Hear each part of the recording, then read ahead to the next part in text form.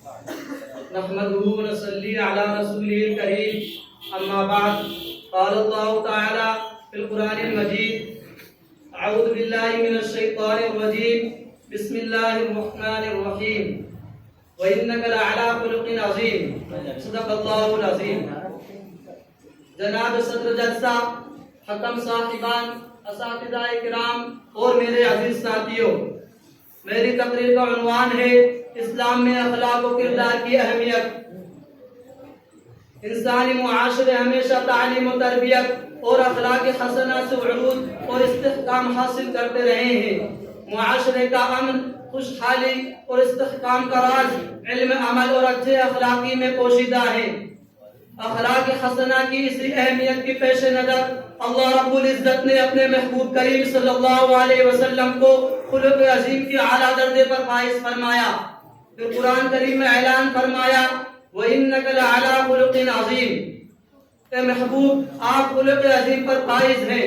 ام المؤمنین حضرت عائشہ صدیقہ رضی اللہ عنہا سے آپ صلی اللہ علیہ وسلم کے اخلاق کے متعلق پوچھا گیا تو آپ نے فرمایا کانا خلقہ القرآن، یعنی قرآن مجید میں اللہ تعالیٰ نے اخلاق حسنہ، خصائل حمیدہ، فضائل کریمہ اور انسان کی عادات شریفہ کا جو ذکر گوشہ اور پہلو بیان کیا ہے۔ اگر تم ان ساری خوبیوں کو عملی پیکر کو دیکھنا چاہو تو اس ذات کا نام حضرت محمد مصطفیٰ صلی اللہ علیہ وسلم ہے۔ اللہ رب العزت کے بیان کردہ اخلاق حسنہ کو اگر تعلیمات کی شکل میں دیکھنا ہو تو اس ذات کا نام، اس وجود کا نام قرآن کریم ہے۔ اور اللہ کی تعلیم کردہ اخلاق حسنہ کو اگر انسانی پیکر، شخصی ماڈل کی صورت میں دیکھنا ہو تو اس ذات کا نام حضرت محمد مصطفیٰ صلی اللہ علیہ وسلم ہے۔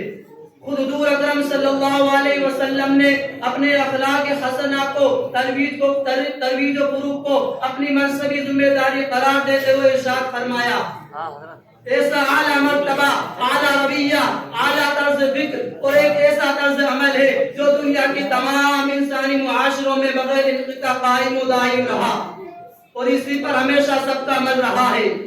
ہر دور میں اخلاق حسنہ کی نہ صرف پذیرائی ہوئی بلکہ ہر دور کا انسان اخلاق حسنہ کی عظمت سے متاثر ہوتے ہوئے اس کا معترف بھی رہا ہے۔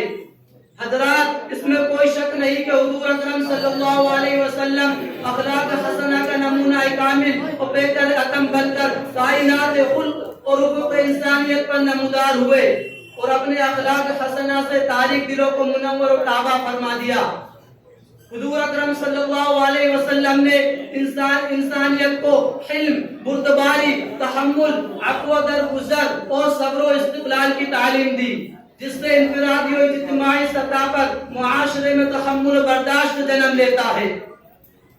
حضور اکرم صلی اللہ علیہ وسلم کے درگزر اور اعلیٰ اخلاق حسنہ کا یہ نتیجہ نکلا کہ انہی لوگوں کی نسلوں نے نہ صرف اسلام قبول کیا بلکہ اسلام کے لیے اپنی جانیں تک قربان کرنے لگے۔ سامعین بزم، تاریخ ہمیں بتاتی ہے کہ حضور اکرم صلی اللہ علیہ وسلم مظالم اور مصائب پر صبر فرماتے، خاموش رہتے اور ظلم کرنے والوں کے لیے بد دعا بھی نہیں کرتے بلکہ ان کی ہدایت کی دعا فرماتے رہے۔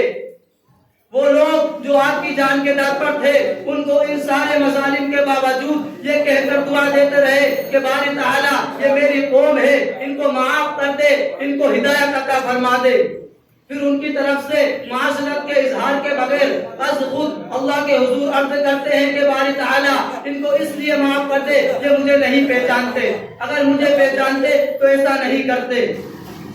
کسی شاعر نے کیا خوب کہا ہے، راہ میں کاٹے جس نے بچھائے، گالی دی پتھر برسائے، ان پر چھڑکی پیار کی شبنم صلی اللہ علیہ وسلم۔ ایسا اخلاق انسانی تاریخ میں کسی کا ہوا ہے نہ ہوگا کہ کوئی اپنے دشمنوں سے بدلہ لینا تو کجا ان کے لیے دعائے خیر کرتا ہو۔ حضور اکرم صلی اللہ علیہ وسلم کے طرز عمل اور اخلاق حسنہ کا یہ نتیجہ نکلا کہ انہی لوگوں کی نسلوں نے نہ صرف اسلام قبول کیا بلکہ اسلام کے لیے اپنی جانیں تک قربان کرنے لگے۔ میں اسی شعر کے ساتھ اپنی تقریر ختم کرتا ہوں۔ خلق خدا اپنے اخلاق سے متاثر ہو کر خلق خدا اپنے اخلاق سے متاثر ہو کر دین الہی کی برکات سے اپنے دامنوں کو بھر لے گی. وآخر دعوانا الحمدللہ.